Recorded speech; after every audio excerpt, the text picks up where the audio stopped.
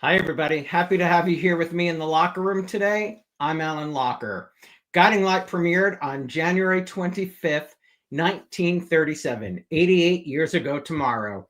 Today's guest won the hearts of fans when he joined the cast in 1993 as the beloved Frank Buzz Cooper. Buzz, with his rich backstory and deep familial bonds, became a cornerstone of Springfield life. Oh, how we love the Coopers. Before his time on Guiding Light, Justin appeared on As the World Turns as Tom Hughes, and it was during his time in Oakdale that he met his on-screen wife, Margo, played by the incredible Margaret Colin, who would become his real-life wife and the mother of his two sons, Sam and Joe. From Bucky Carter on Ryan's Hope to the cunning Keith Timmons on Santa Barbara, he has delivered some of daytime's most memorable performances. He is a 6-time Emmy Award winner, earning 1 award for As the World Turns, 2 for Santa Barbara, and 3 for Guiding Light. A true testament to his mastery of the craft. Justin has also used his flair for comedic timing and keen sense of drama to win over audiences on stage, and has played a wide range of Shakespearean roles in Measure for Measure, Romeo and Juliet, A Comedy of Errors, and The Tempest, to name a small few of his stage roles. Please join me in welcoming to the locker room, Justin Deas, everybody. Hey, Justin. Alan, who are you talking about? I'm talking about you. I don't know anybody like that, so cool, but, Well, before we get started, you told me a little something backstage. Happy 37th anniversary to you and Margaret. Yeah, I mean, you know, I try to call up Trump and see if he'd fly everything at half mast for Margaret, but she's the one that deserves some kind of award from the country for this. For putting up. Oh, Colleen Zank says hello, old friend. She's watching. Oh, Colleen Zank, I love her. She's fantastic. She's watching. She's beautiful, and she stayed beautiful all those years. My God, she has. She actually just finished up a run on The Young and the Restless. Had a death scene today. Oh, really? Yes. I saw her. She looked like she was 25. She still does. Together. I went, holy She mackerel. still does. I know I shared this with you on the phone this week, but a fan, KW on Instagram, said when he heard you were stopping by, the Garbo of daytime emerges. So thank you for being here. Oh, my God.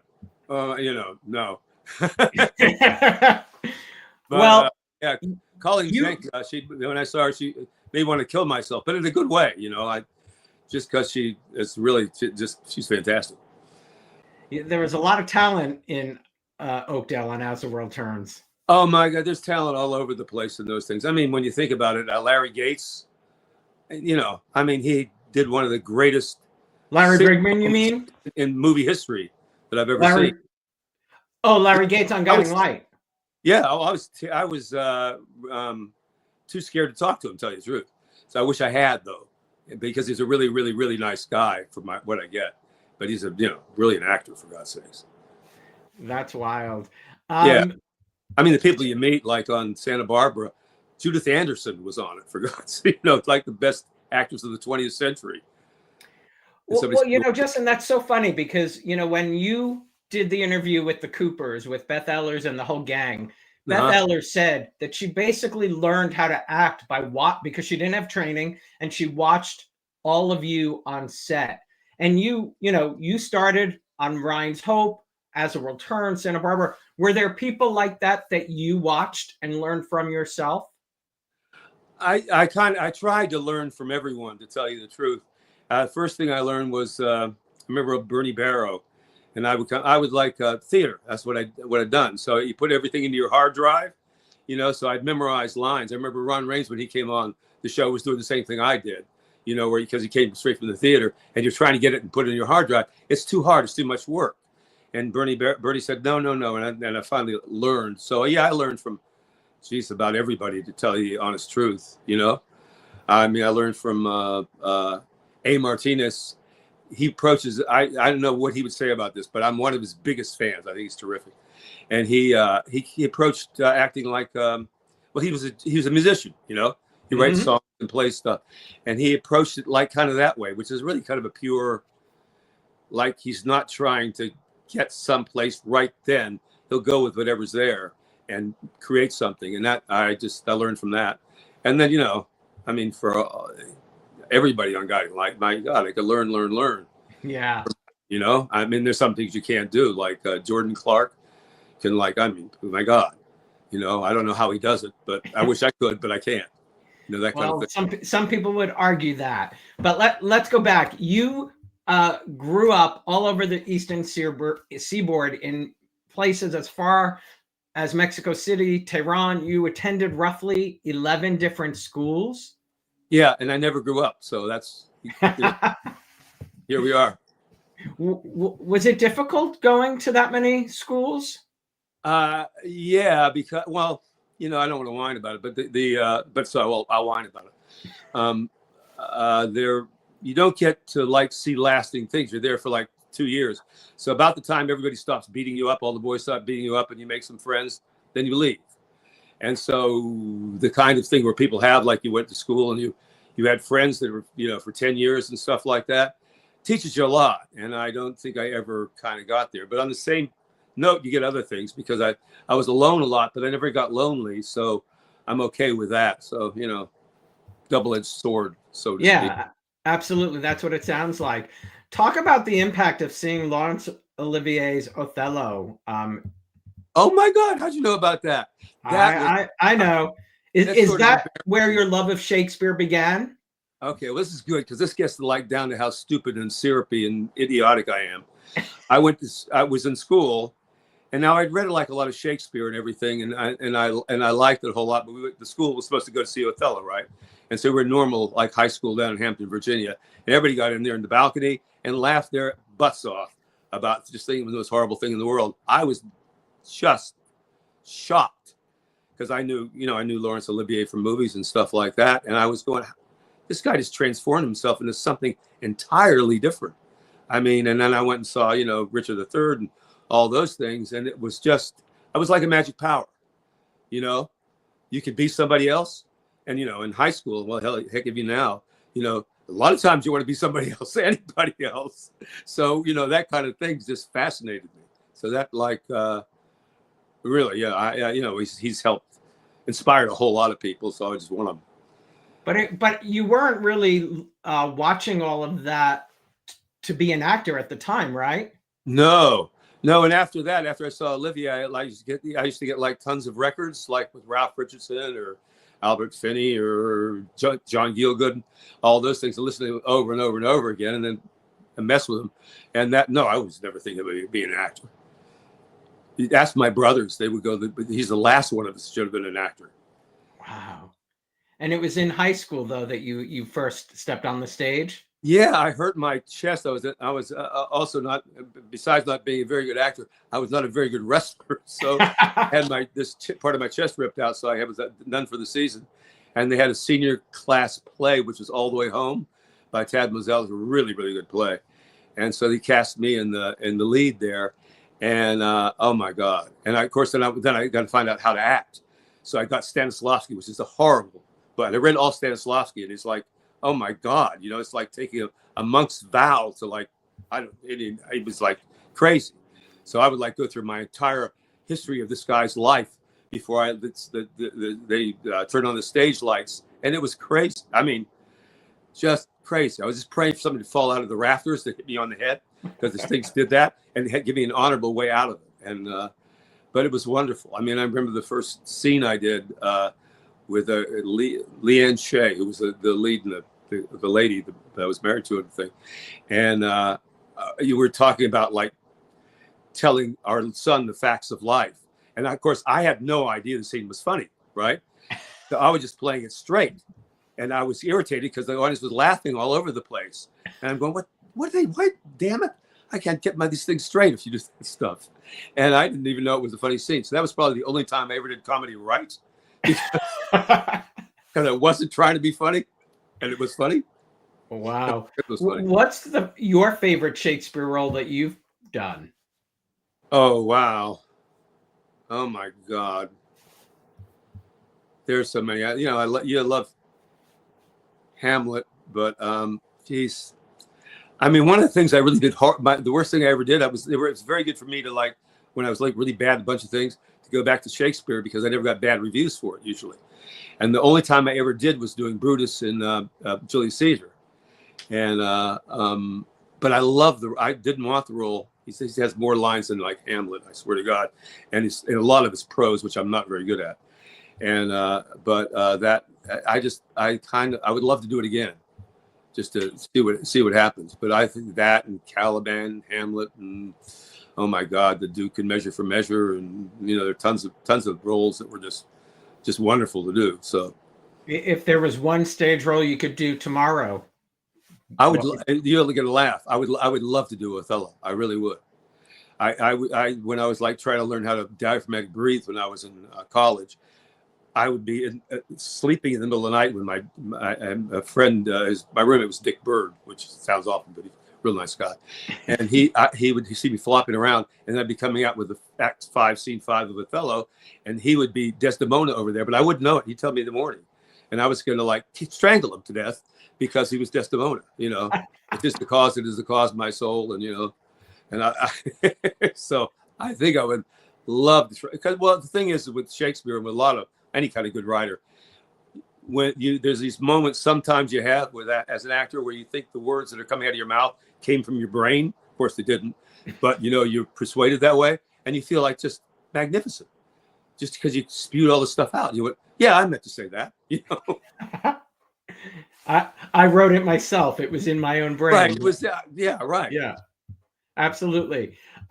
Theater has always been your first love, and your dream was to have a role at the Guthrie Theater in Minneapolis, which you did. What was it about the Guthrie that? Well, I thought back at the time, and I don't think I'm the only actor, thought it was the top repertory in the country, and it had rotating repertory. So I'd be doing Mercutio one night, and then Jack Absolute the next night, and all these big roles. So the wonderful thing about it is you do like 4 or 5 different plays in a week. You keep doing that. You say, well, no, I can't act, but at least I'm different than everyone. I can do different voices. I can limp. So interesting. I loved it. I mean, I adored it. I did Mercutio there, and Jack Absolute, and One Eye, and Monsieur de Molière. It was just great. It just, I got to work with Russian directors and the director of the Royal Shakespeare Company in London and stuff. So that was kind of really just wonderful. God, I would have killed to seen you on stage. I was just so happy doing it, and also, like great actors you're learning from. I remember the first thing I did was, Jack Absolute. What is the name of that play? Anyway, it was with Barbara Bryn and Bob Castine. Brilliant actors, and they were like taking pauses in the first rehearsal. I'm going, what the hell are they doing? It was for the laughs. When we got on stage, they got them all. It's incredible. I was like, oh my God, this is a great place to learn, And you felt at home on stage. The theater's incredible, so Right, you felt at home on stage. Oh yeah, and I had my daughter living with me then, so she was in 6th grade. So that was, you get home like at, after some like Shakespeare thing, something like that, around midnight, and then you try to get to sleep and then get up to make breakfast at 6 o'clock in the morning. So it was kind of, but it was wonderful fun. I'm so lucky. Ellie just asked, Keith Timmons' cat name on Santa Barbara was Laertes from Shakespeare. Was that you who came up with that? Laertes? Yeah. No. No idea. No idea. Okay. That's funny. Talk about your training, William and Mary, the Juilliard School. Talk some of your mentors. And actually, somebody wrote when I was promoting that you would be here. She said she was in your acting class at William and Mary, and I can't remember her name. And oh my God, Glenn Close. William and Mary there was a guy named Howard Scanman who was ended up being a dear friend, and oh my God, we had horrible times together. But he was just brilliant, and Glenn Close talks all about him. At one time, there were people accepting Emmys, Tonys, and Academy Awards, and he was all mentioned the same year. The guy did. And I just adored him. He was just a wonderful teacher. That was, I mean, kind of, he didn't encourage anyone to become an actor professionally. He was like telling them not to. But I think in my class, about like 10 people around that time became professional actors. And of course, the famous ones like Linda Lavin, and of course Glenn Close, who was like, I guess 2 years behind me. But and if you ask her, she'll tell you, he was incredible. I mean, it gave you really respect for the whole thing and humility. I mean, that's the one thing that's really hard to get. And Juilliard, that was the first advanced class there with Kevin Kline and Mary Jo Negro and David Stiers. I mean, also Patti LuPone was in there, and Sam Chuchivas, and a lot of other brilliant actors. But I couldn't stay because I was taking care of the yard, and my wife at that time was taking care of the kids at this place, and they wanted to get rid of us because the kids liked her too much. So I couldn't go back. But it was amazing, I mean, with the people that were there. Oh my God. It was very funny too. God, Tony, what was his name? Tony, he's dead now. The skinny guy. He was inside a locker. I went to the locker room to Juilliard. He popped up the locker from the inside. He was like 6'2", but skinny, and opened it and said, "Don't tell anybody I'm here." Close the locker room. And then we were like in the acting. I mean, who was the teacher? She has a street named after her. She was incredible, and we had an acting teacher there who wanted us to tell stories. Like to open up the class. Everybody tells them, kind of what you did in the summer. And unfortunately, Patti LuPone got asked first. And she told such an incredible story. I mean, it was like being in the theater. I have no idea whether it was truth or not, but I mean, oh my God, nobody wanted to follow it. So that was it. Everybody, my life has never been that interesting. I don't think many people would want to follow Patti LuPone in anything. Yeah, really. I'll follow her into the theater and sit down and watch her. Yeah, so. Yeah, totally. 100%. One of your first films, I believe, was with Philip Seymour Hoffman, and you two were friends, right? I love Philip.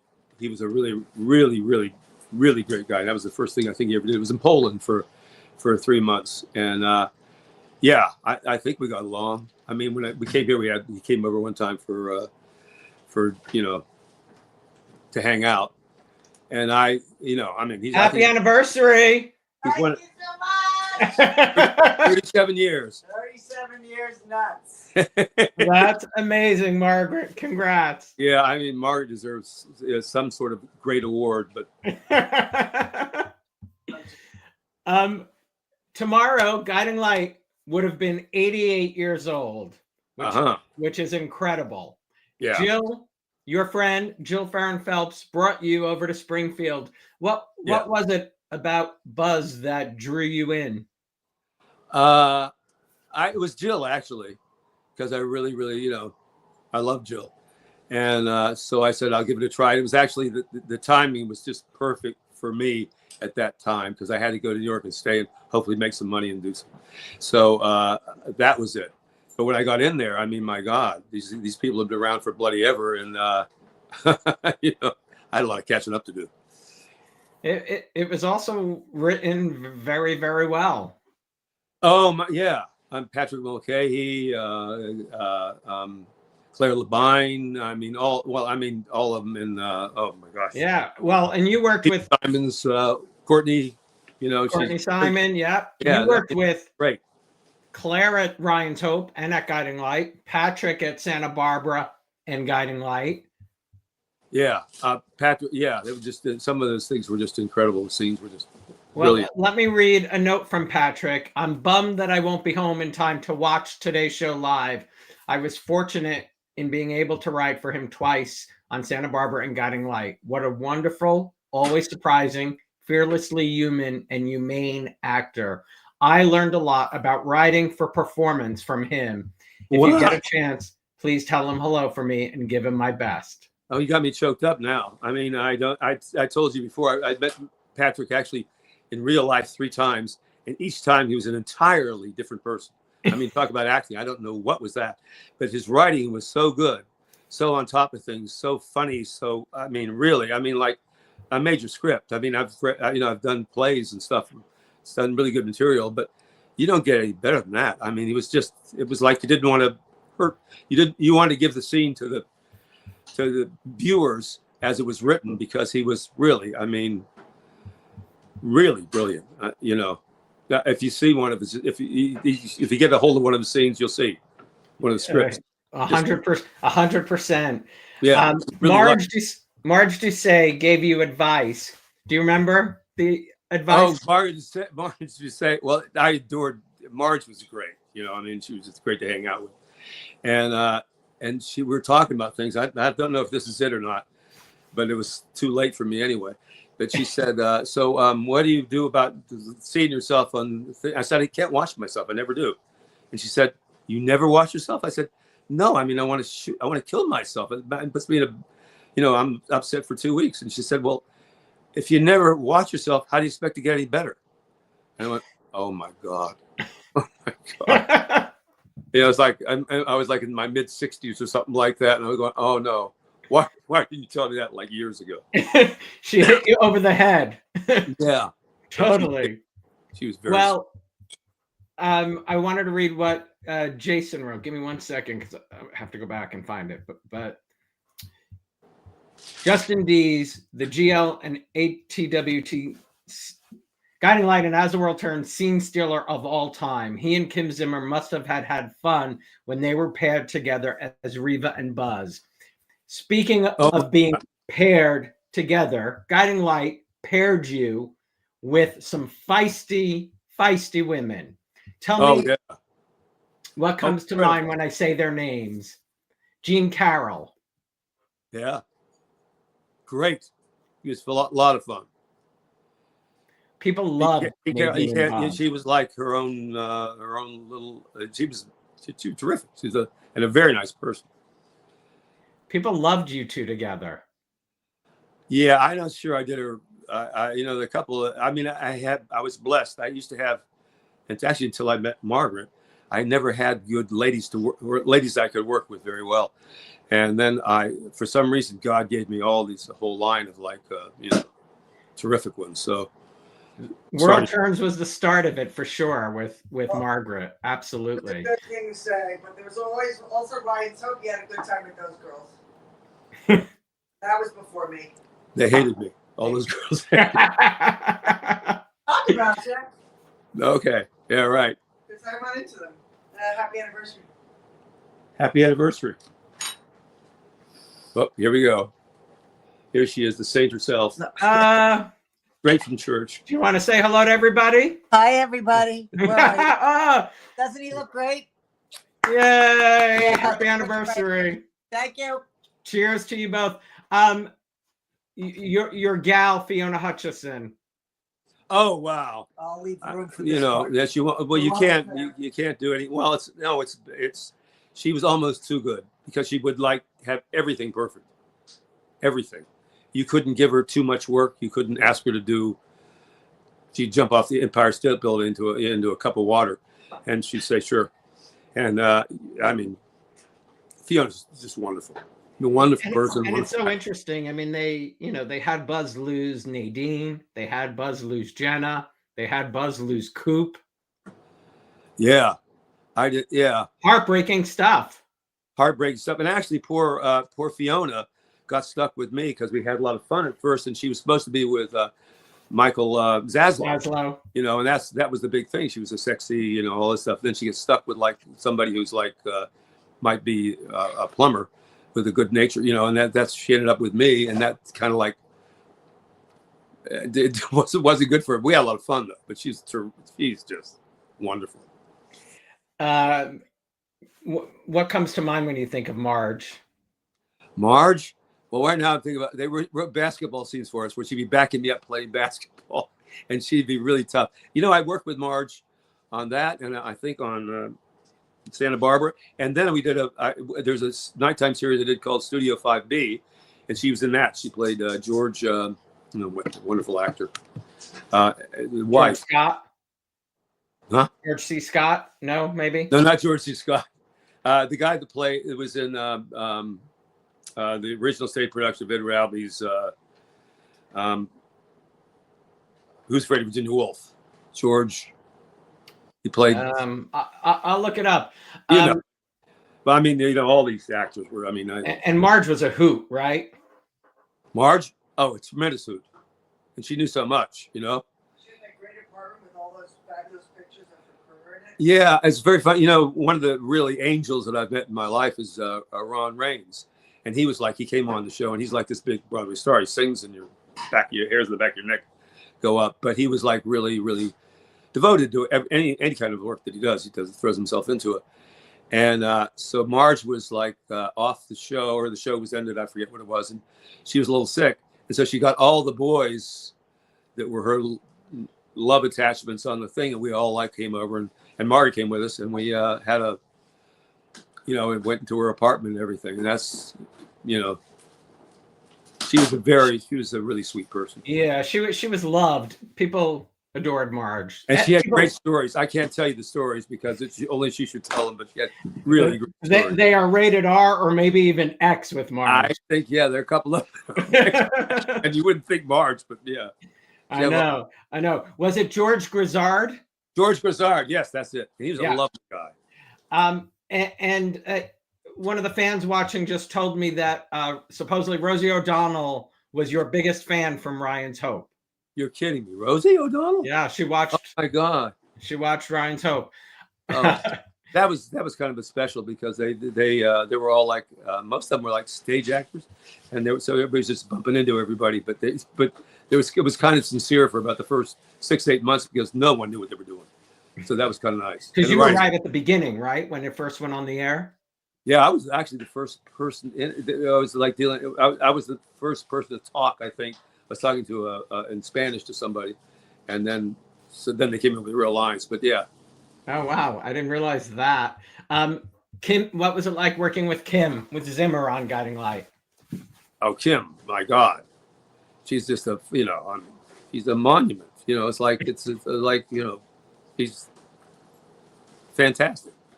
She was just fantastic. So a lot of fun, and she works very hard. She's very, she might come off with some people talking about her like a diva, but she isn't that way at all. She just has that kind of talent and everything, and so it's just she's great to work. A great work ethic. And there were a lot of people like that, but you couldn't get her and Fiona, you couldn't. Their work ethic was incredible. I mean, they were always on set, on time, with their lines, with everything, and ready to go in any direction you want to go. So, well, and the fans loved Guiding Light pairing you with Tina at the end. Tina was great. Yeah, Tina and I have a lot of fun. I love the coming out of the woods having sex. Yeah. In P-Pack. Yes. Yeah, she took me to where we were there on location. That's right around where I think Trump has his golf thing. And she knows a lot of really rich people. We went to one of the rich person's houses and they weren't there, but we hung out a little bit.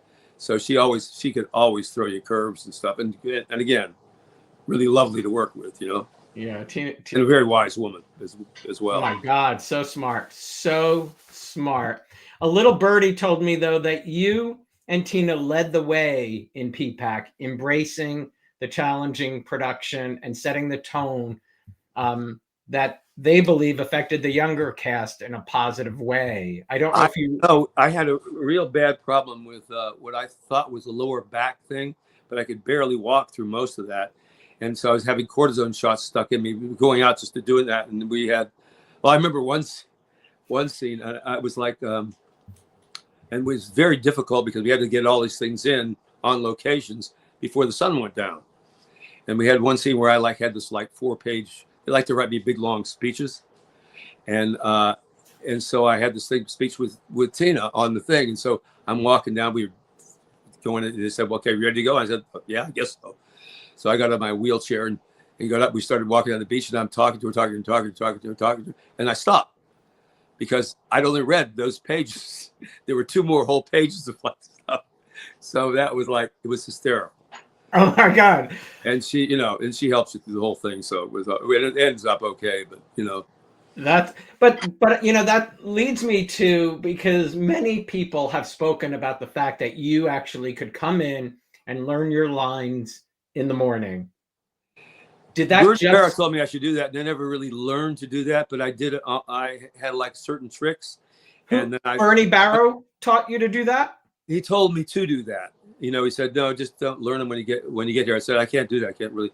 And then I learned that like most scenes are like answers to questions. It's easy. If you did that, if you just learn the answer to the questions, you can't miss. And a long speech, if I told you a story, I could tell you a 5-minute story and you could almost do it verbatim. So the only difficult thing is to remember the questions that you ask.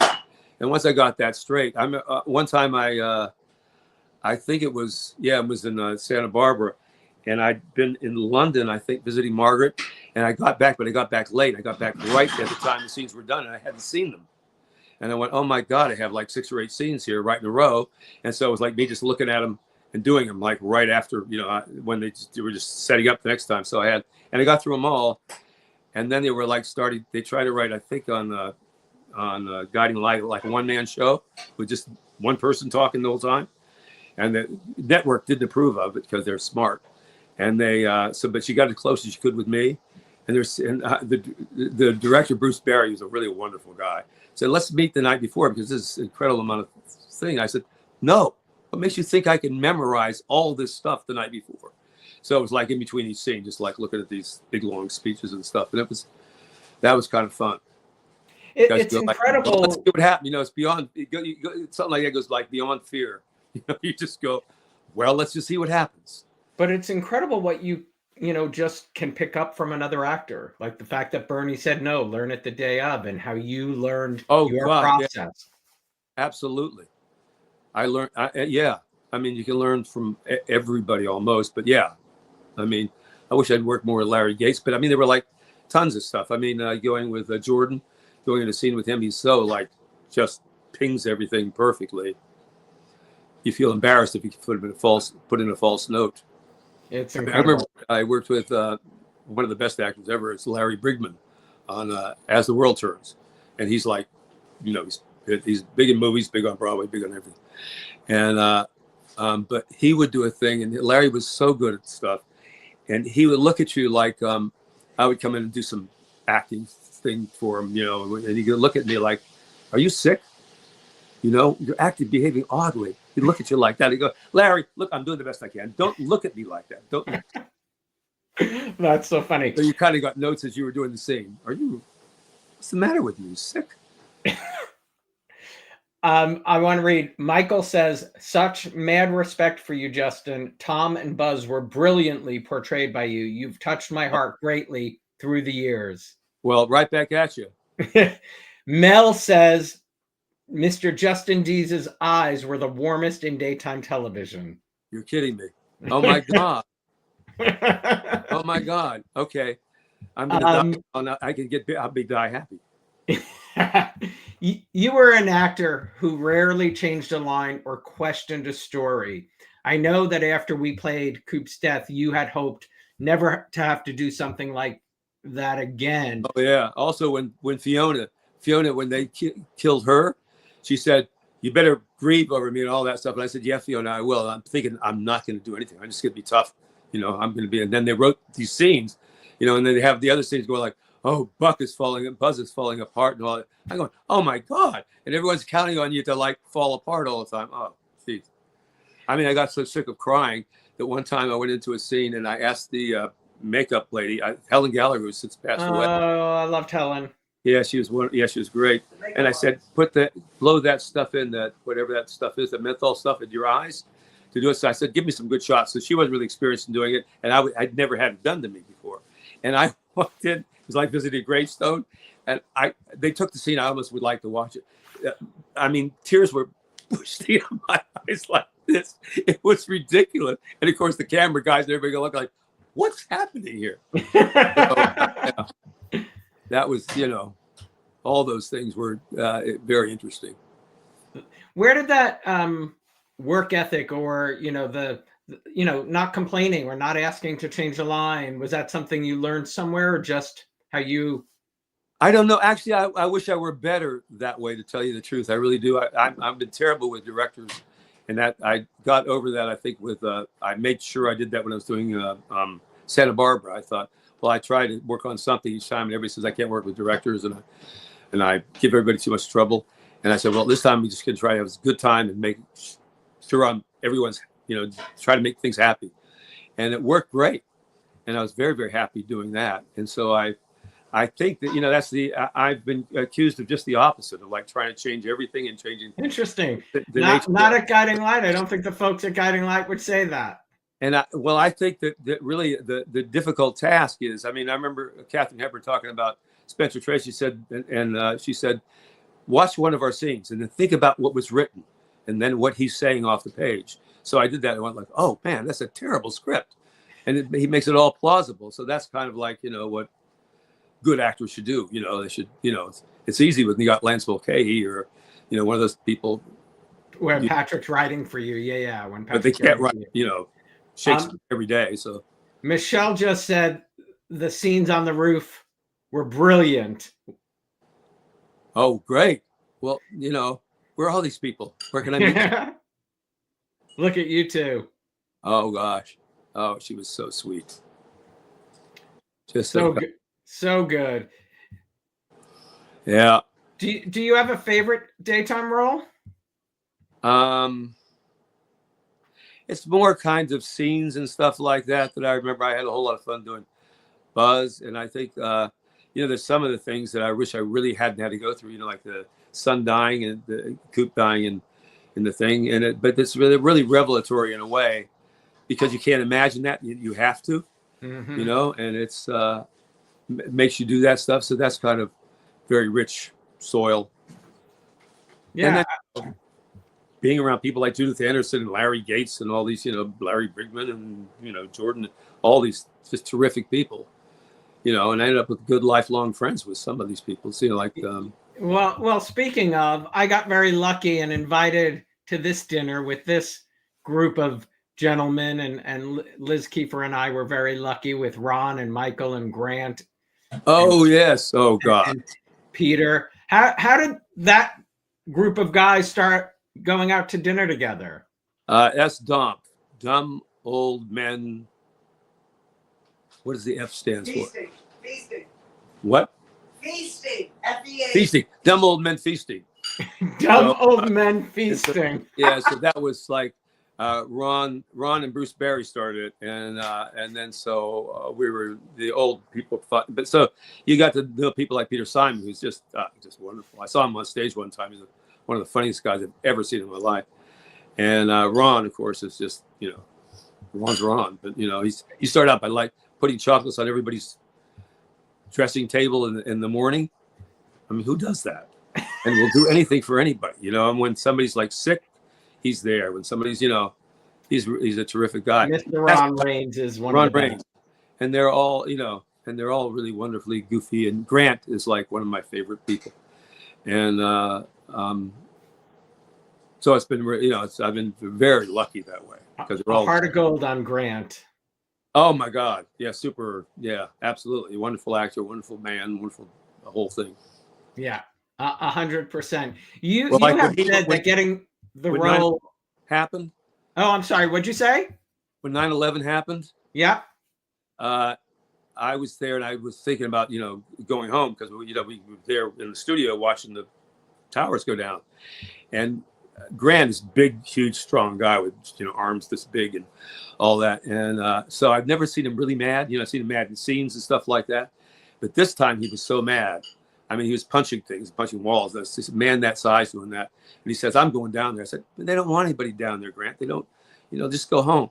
He said, no, I went. So I said, well, I better go with you. So we went all the way down there. And that's him.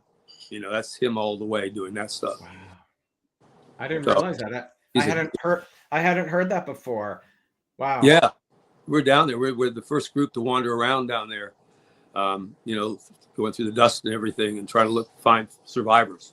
We got to go down, and then they stop. Yeah. You said that World Turns you got by accident. You were. Yeah, that was Betty Ray was casting, and she'd seen some other thing that I'd done, and I wasn't really. I just done Measure for Measure and just done a whole bunch of Shakespeare stuff, and I was really wanted to see my friends in New York. And so they offered me this, and I thought, well, I'll last maybe 6 months, and yeah, so it was kind of accidental. And Freddie Bartholomew was the head producer, was the sweetest guy in the world. So. And again, really, really people. You've also said that Margaret is the most talented actor you've met, and that you actually thought every actor should be able to do what she does.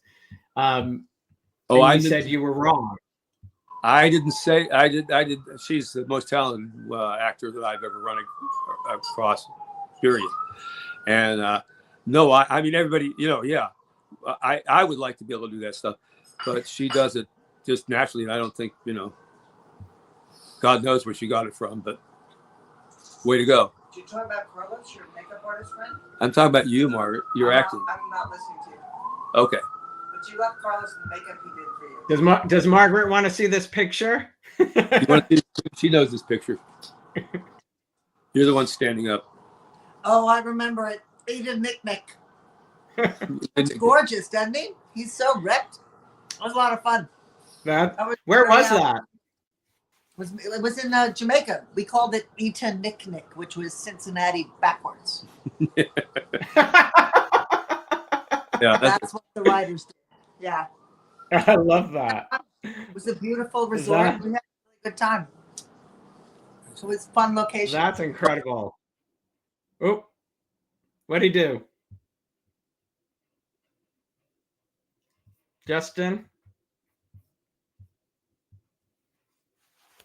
I think Justin hit something on the screen.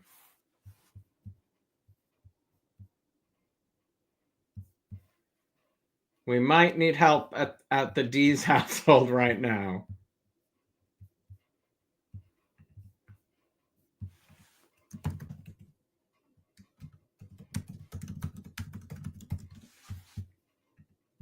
Hello?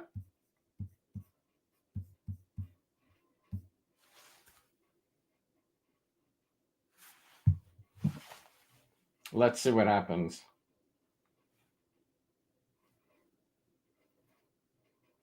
Hello. Hopefully he'll be back.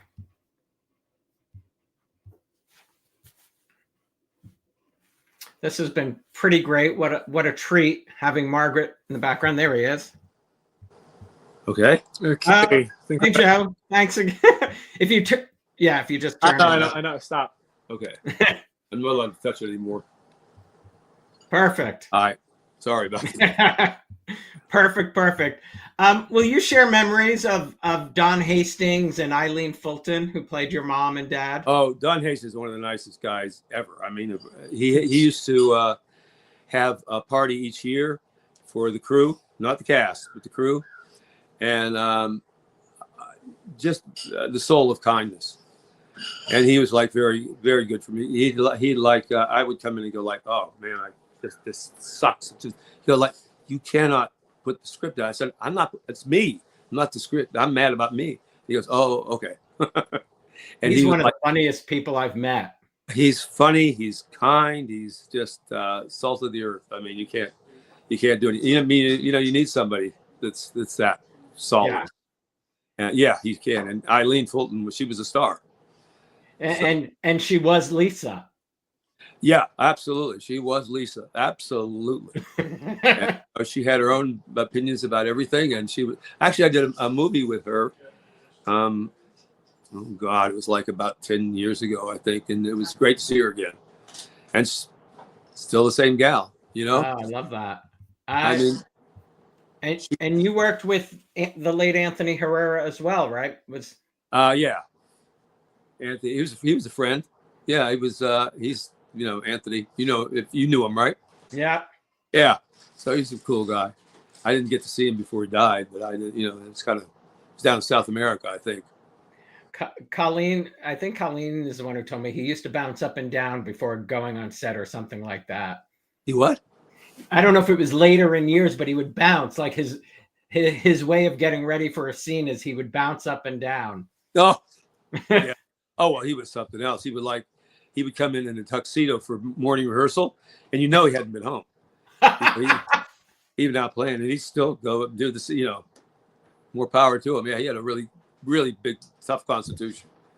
Oh my God, yeah, good stuff on World Turns. Good stuff. Yeah. could you, thinking back on taking that role, I mean, it changed your life. As far as meeting Margaret? Yeah. Yeah, but actually that's kind of like, I expected every actress to be like that afterwards, and there was never anyone like that. So, yeah, absolutely. Have you guys done stage together, you and Margaret? No, she has higher standards than that. Come on, you two would be amazing. I don't, my son's right over there. He can tell you what it's like. The fans would love to hear from Joe. Tim was curious, where do you keep your 6 daytime Emmys? They're gone. Gone? Well, we live in a big house out in Montclair. We lived here where you're looking right now in this apartment for years, and then we had a couple of kids, and Margaret said, "Well, somebody has to go, and it's going to be you, Justin." So we found a big house there, and we had a lot of room for everything. And then when we moved out, we're coming back here, and it's a nice, huge, beautiful apartment. It's Margaret's apartment, but it's a beautiful apartment and a lot of room, but not compared to what we had. And so the movers said, "Look," and I said, "Well, you can have them if you want them." And so the movers got them. Oh God, that is wild. Well, you won your first one for As the World Turns. Do you remember that night at all?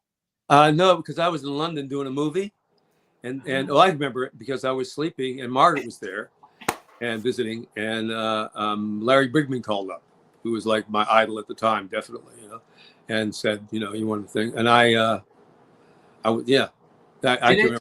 Because I know they don't mean a lot to you in a big way. Oh, it's very flattering. The first time I was ever nominated, yeah, I couldn't believe it. So I was incredibly flattered. It's just that I'm not really good at social functions like that, which I should have gotten off. Yeah. I should have said, no, that's part of your job. And I didn't think of it like that at the time. Now we go back and slap myself and say, no, you should participate wholly. But I didn't have anything to do with it. The first time I was nominated, they said, like, look, you're going to have to go through tapes and everything like that. And I said, I can't do this. It's just horrible. So I never had anything to do with any of them. I never ever, so I never saw anything. And I remember I talked to some director who put one together for me. And I said, so what scenes did you use? I'm interested. It was all the scenes that he directed, crowd scenes and stuff like that. I said, wow, my God. But it's, I'm very lucky.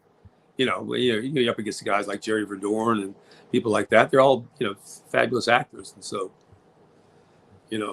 yeah, I was very lucky. And very talented, my friend. Both. No. You said you had a good time on Santa Barbara. I know there's a lot of Santa Barbara fans watching. Oh my God, yeah. What a group. Again, what a bloody,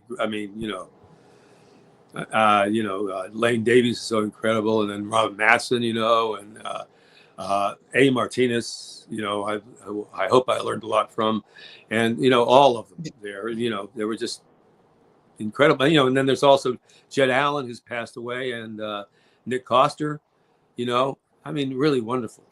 Oh, I spoke to Nick. I enjoyed him a lot. Oh, he was good. He was a wonderful actor. We had a nice conversation. Was there a story about you and A speaking Spanish on the show or something? Oh, I did that. No, it wasn't me and A. There was a guy that was on there, was an extra, so I would like to things off the wall. And I said, look, let's do the scene in Spanish. And he said, okay. And so we just did the entire scene in Spanish and just translated it and off the cuff, and they bought it. So it went in that way, kind of like that. I tease A was like, he's like a musician in his own mind, but he's a wonderful. Did you see the last thing he's done? Not the last thing. I've seen him in a couple of movies, but he did one movie that was kind of like a shoot 'em up kind of gangster movie. He was the head gangster in East LA or something like that. He was great. I need to look it up. He's one of the nicest men. He's very nice. Yeah, I know. I want to kill him just for that. But yeah, he's the nicest, one of the nicest people I've ever. He's kind, nice, and wonderful actor. Yeah. And, God. He's just. Yeah, terrific. I mean, talented people left and right. You were surrounded. Yeah, I was grateful for all of it. And, you know, there were wonderful, I mean, Matson was just, you know, I mean, like having a tiger by the tail. And Lane Davies was always just, you know, he's a wonderful actor. Well, that, like you just said, you know, you said it was after Margaret, of all the women, you know, Margaret and Robin and Zimmer and Fiona and Marge Doucet, you just had these powerhouses surrounding you. Yeah, I was really blessed. I've been really blessed that way. And I wasn't at first, I could complain. Yeah, I was very much blessed that way with these wonderfully talented people. And they, you know, and learned a lot. I mean, like Jed Allen one time, I were doing a scene with him, and I guess I got in the habit of like vacillating around scenes and try to turn him in different ways. And he said, Justin, look, we're supposed to have a confrontation. If you don't give me anything, I don't have anything to play. I went, oops. I said, okay, let's see, Jed. So I tried. He went, thank you. And so I learned from him just in one scene. But as much as you say lucky, like for having those women as well, it's a lot about your talent as well, because you worked all of those, you know, Margo and Tom, Buzz and Jenna, but you know, all of those. I think they all felt cursed. God bless them. You know, every time oh my God, I'm stuck with him. And they go, oh, Margaret can't shake the 37-year curse. I guess yeah, right. They can't complain around her. That's for sure. It's wild. Saida was asking about Buzz and Lucy, about Sonia Satra. Sonia Satra. She's great. I mean, she was very sweet. And actually, I went skydiving with her. One of my really good friends, it was the makeup artist there. And they were, I don't know if they were dating or anything like that. But he said, I heard you've been skydiving. I said, yeah, well, I mean, not really. I mean, I just jumped out of planes. And he said, well, let's go do it together. So we all three did it together. And actually, she lived in Montclair too, or like just over the hill. I know that might be Verona, I'm not sure. But we actually never ever hung out together. Yeah, she was a Jersey girl, I remember. Yeah, originally. Yeah, really nice gal. Yeah, smart too. Yeah, I hate that, but yeah. Ryan's Hope being your first soap, when you walked, you know, and also premiering, I mean, you know, it hadn't been around. So it was, you know, not only your first soap, but it was, you know, you debuted on a new daytime drama. Yeah, it was a half-hour like live on tape thing. So that was kind of very interesting. Was it shocking to you, you know, like coming from stage? Oh, yeah. I had no idea I'm still don't have any idea what I'm doing, but I definitely had no idea what I was doing there. And then, you know, you're stuck with it. Actually, I tried to watch a little bit at first and I didn't really like it. And then there's one scene that I had to watch, because unless you did something really horrible, something was just terrible, like the set fell down, that was what's going on the air. You know, it was like shot at 2 and over 2:30 or something like that. And that's when it actually happened. So, you know, you waited in between commercials, and then then you got to go. And so it was like just being live. And one time I was working with Faith. Faith is a character, and Faith was the actress's name. And they were in a kitchen scene, and she was lighting a burner on an oven. But she put the gas up all the way and lit this flame that was like about 3 feet high, boom, in front of me. And I forgot all my lines. And so I never could use them, but they had teleprompters beside the camera. And I went, and I just read the line like this because I had no idea what it. And I looked at it, and it was so bad, it was great, because it looked like some great acting, you know, like it was Christopher Walken or something like that. You know? I'd taken a really, really, you know, really chancy thing, because no one would believe I would actually be doing that. So, you know, I mean, they did things like in elevators where they you know, they have one side of an elevator, the elevator usually open. So when the door closes, then you have cameras on the other side that can see in, but they put it on the wrong side. So the camera was looking into the set. So people were like walking by with ladders as you were doing. That went on the air too. Wow. Live to tape. So crazy. Yeah. Crazy. You asked to leave that show, right? You asked Claire LeBon. Yeah, I was down. Everybody think I was fired, and I probably should have been. But I was down in it's a fish market down around. What's the fish market, Margaret? Fulton? No, the market, the one that's down like in the village. I don't know, but we get stuff there. And I was there, and I just went, I can't really do this anymore. And I called up Claire LeBon, who was just a wonderful person. I said, Claire, I can't do this anymore, really. And so I said, sure, get off when you want to. So that was it. About a year and a half. And actually, the same thing happened on As the World Turns. I did a movie, and I got back, and then I said, well, I have 6 months. And they said, no, you better do a year. And I went, no, I'm not going to do a year. And they said, well, then. And I went, yeah, okay. So, yeah. That's crazy. Do you know that Margo and Tom are, I believe, still the longest married couple in daytime television? Really? Well, I think you're probably the only person in America that hasn't played Tom. But, there's so many incarnations of them. But that's. Had you ever met the other Toms, Greg and Scott Holmes? No, I didn't. I never met any of them. And the guy right before, I forget the guy right before me, but or after, I don't know. I think Greg. Hold on. Hold on. Hello. I think Frank Dicopoulos was trying to call to say hello, but he has. Oh, Frank, my love. He has the show. He has this going in the background, so I couldn't hear. But I think he was calling to say hello. Oh, right back at him. He's a terrific guy. Just a wonderful actor, wonderful guy. Wait, let's see. Hi, Frank. Hello? Hello? Yes, can you hear?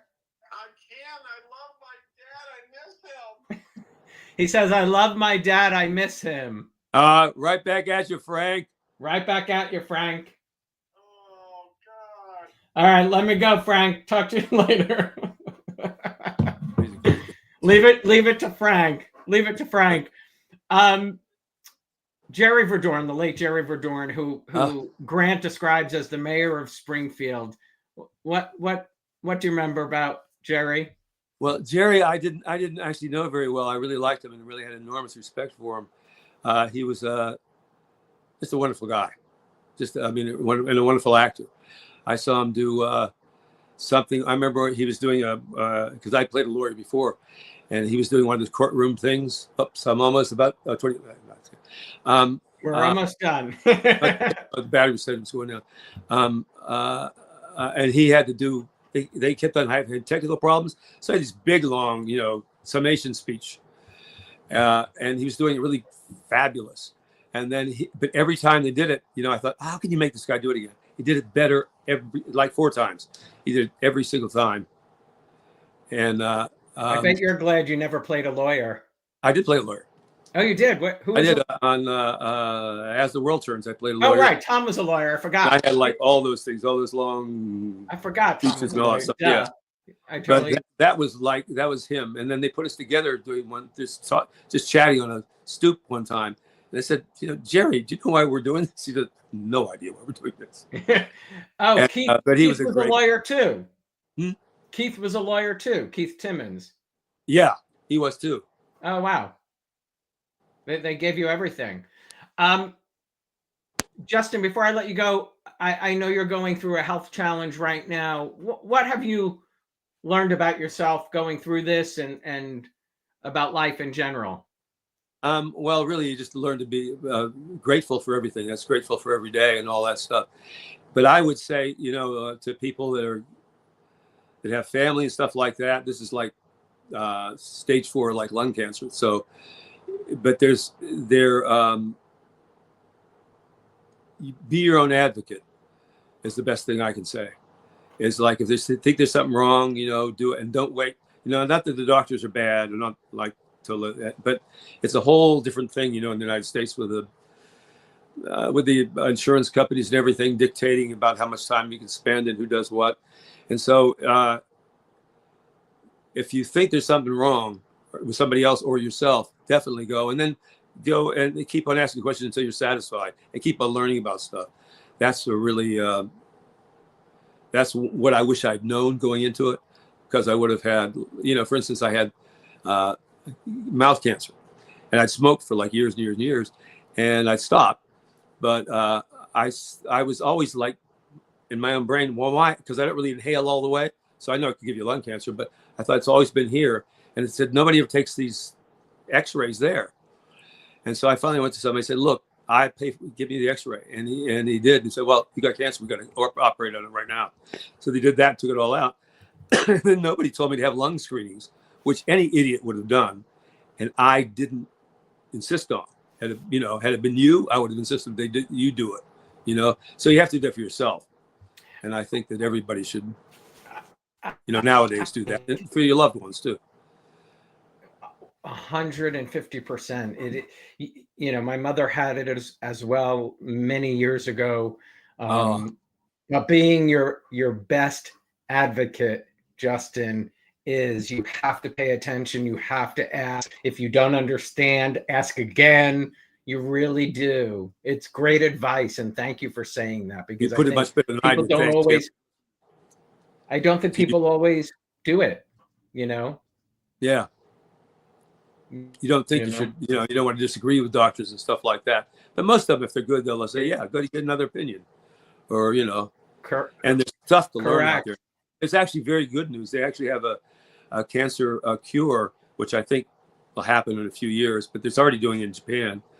And it's there's a specific. I think everybody who's watching this knows what a long and storied history Guiding Light has, but I'm willing to wager there are some things that you don't know, and one of them may be it attaches to cancer cells, and then they run like a near infrared light in there, and that dissolves them.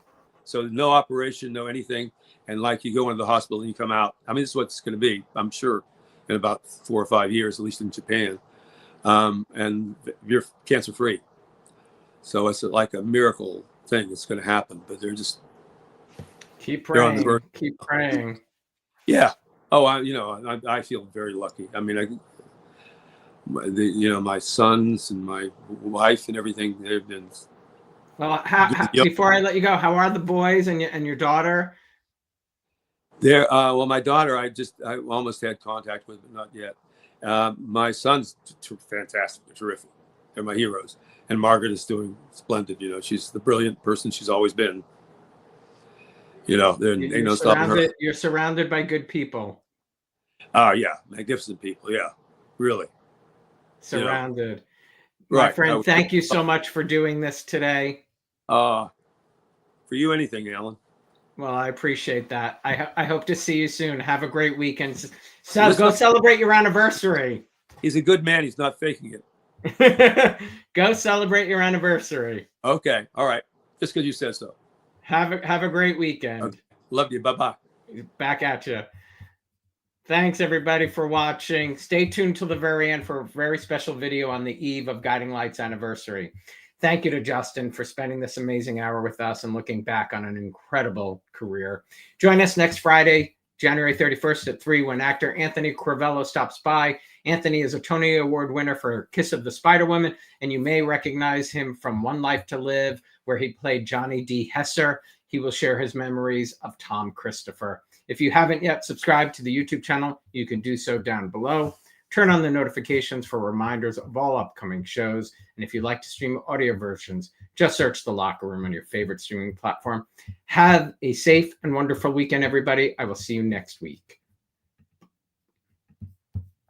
I think everybody who's watching this knows what a long and storied history Guiding Light has, but I'm willing to wager there are some things that you don't know, and one of them may be in the 1930s, 1940s, and part of 1950s, when listeners and or viewers tuned into the Guiding Light every day, the first words they heard were Reverend Rutledge's Simple Philosophy, spoken by the announcer of the day, which tonight happens to be me. And I am honored to carry on that tradition one more time. So here are the words spoken once upon a time before every episode of The Guiding Light. My friends, there is a destiny that makes us all brothers. None goes his way alone.